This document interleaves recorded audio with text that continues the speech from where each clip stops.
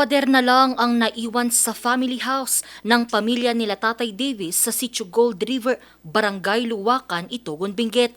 Bandang alas 4 ng hapon kahapon, February 18, nang tupukin ito ng apoy. Kahapon po, nasa bakay ako sa Lunab.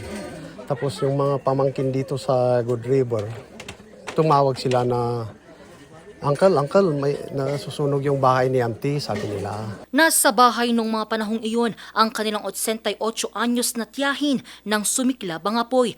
Dahil gawa sa light materials ang bahay, mabilis na kumalat ang apoy na naging dahilan para matrap sa basement ang kanilang tiyahin. Bigla naman na parang bumagsak yung katawan, medyo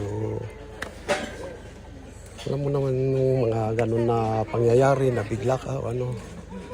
At saka bigla pa naman yung kahapon as Wednesday, di ba? Mayroon naman yung mga pamangkin, yung nagbabantay.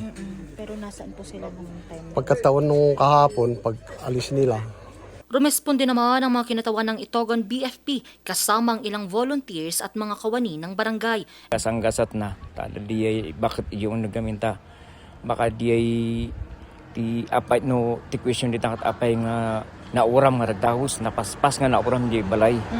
Inabot ng 2 oras ang mga bumbero bago maapula ang apoy, pasado alas 6 na ng gabi. Sa ilalim ng mga naabong kagamitan at mga bahagi ng bahay, natagpuan ang labi ng tiyahin nila Davis.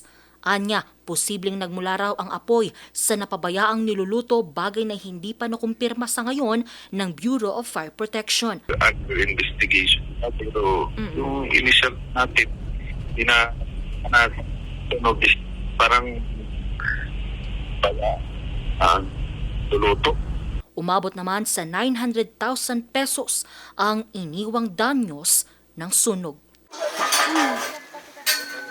Angel Arquero, RNG News.